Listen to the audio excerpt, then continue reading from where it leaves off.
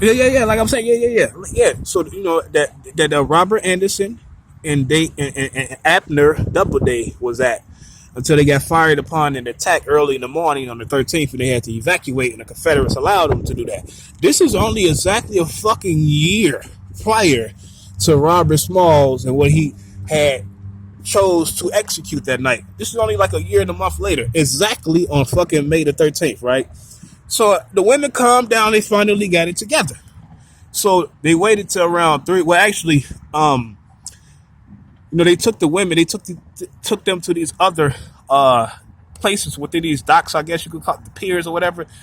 They call them wharf, WHARF.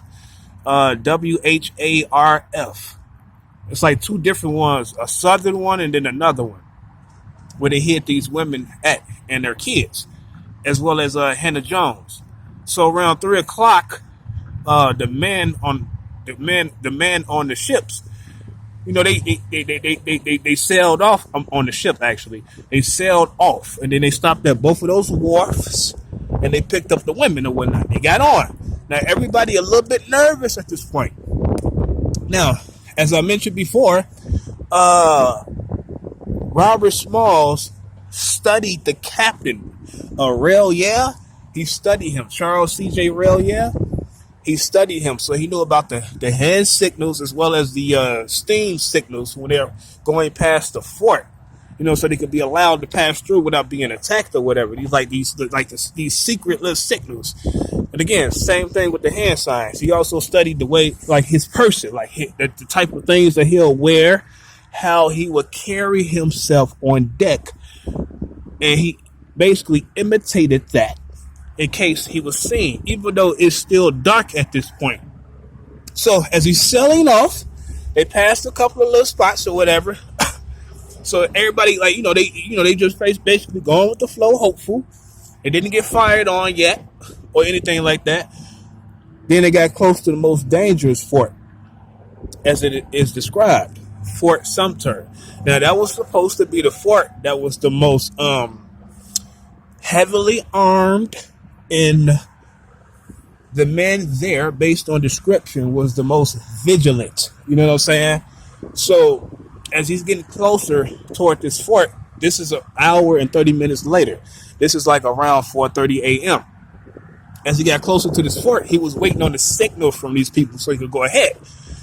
And they said, like, when they got close, first off, before they got super, super close, as they were approaching it, that's when the men, all 7 of the men, that's when they began to panic. I don't think they had the 8th person on board who he didn't trust at this point.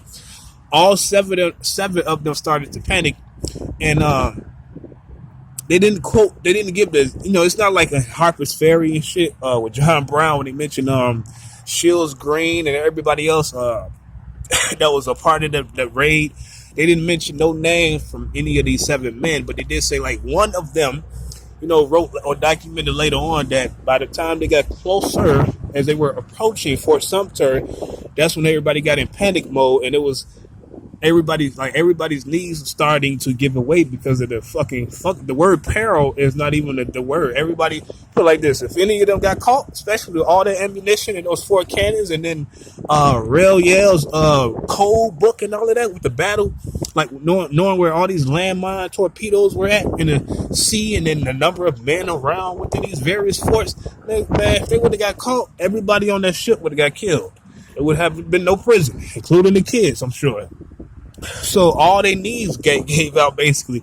But Robert Smalls was, he kept a cool head. So some of the guys, as they were getting closer and closer, all of them started saying, "Hey, I think you need to go ahead and berth the ship." Basically, more the ship, like just like I guess give in. I'm trying not to say coward because it was a coward because it's a serious situation. It was like basically just go ahead and give in and moor the ship. Robert Smalls spoke back to him saying, "If I do that, we're definitely in trouble. You know what I'm saying? We're in danger if I do that." So he kept a decent head as far as him in particular, and they continued to sail on. Again, when they got closer, by the time they got closer to Fort Sumter, and they were waiting on the go-ahead signal, it was mentioned that it was a long pause, and it scared the shit out of everybody. And then they finally got the go-ahead signal. That's when he sailed. At this point, They wanted him to sell to Morris Island, but instead of him selling to Morris Island, he still maintained a cool calm. He went somewhere where it was even more safe, not just the closest place where the Union soldiers or fleet or men were at. He stopped at the so where the Union fleet was at, basically, because as far as like during this trip, and it's just to explain, like, like the width and the view, like the what you call that, like I don't want to say garrison, but like, let me show that. Anyway, basically, on the outer portion of this perimeter, there you go, perimeter. That's the word I'm looking for. It just popped in my shit. Perimeter. The Confederates were like at least 7 miles away. You know what I'm saying? As far as perimeter, that's how far they shit stretched or whatever. So that's one of the reasons why, like, people was like, oh man, just go ahead and go east or whatever. But he ended up selling to where the Union fleet was at. Now, they still were not out of danger. As they were approaching, that's when they took out this white sheet that Hannah Jones had brought with her and had given him or whatnot. And they took the Confederate flag down and they put the white sheet in place of the Confederate flag. When they got closer, luckily the sun was rising. So like the Union ship, which is called the USS Onward, who were getting ready to fire. And like I mentioned, as far as like a witness, as far as like one of the black men that was on the CCS planter, CSS planter, on the opposite side of the coin, there was a witness from the USS Onward who said that they came pretty close to firing until they happened to see that white sheet or whatever because the sun was coming up. So as they pulled in, one of the Union captains, what was his name? It wasn't E.G. Parrott. It was a guy of a lower ranking than him. Some guy by the name of Frederick Hickle, Frederick Hickle, something like that. But yeah, Frederick Hickle. So he walked up, he expected them or whatever. They getting off the ship and shit. Everybody yelling, hooray! And then it was mentioned that maledictions, as it was termed, all kind of words was being uttered toward in the direction of where they came from, as far as where the Confederates were at. Excuse me.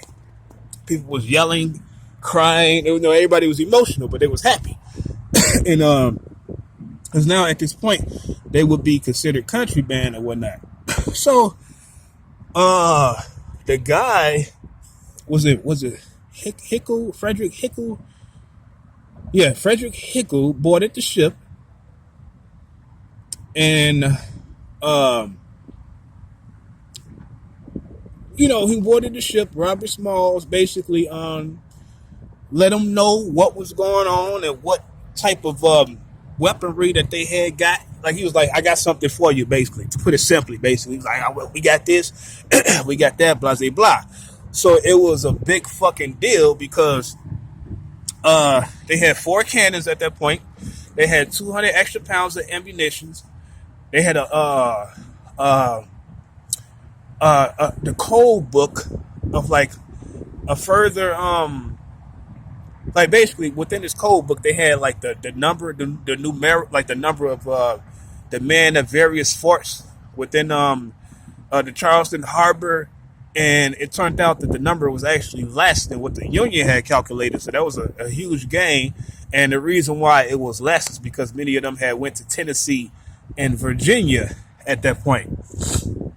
Keep in mind the Battle of Tennessee, as far as that comes up in like February of 1860. And damn, no, that had happened already. I'm tripping. But anyway, they had went to Virginia and Tennessee. What I'm thinking about Virginia is the second battle with Manassas. That didn't happen yet. That happened in like August or whatnot. It's still May, right? Okay, so May 13th. So they got the code book. They found out about all these military plans, where these men were positioned at, etc. As far as Coal Island, right? That's the island on Stono River that I mentioned that Robert Smalls and the black crew, along with these white guys, had sailed to pick up those 4 cannons. Within his code book, it was found out like, okay, that Coal Island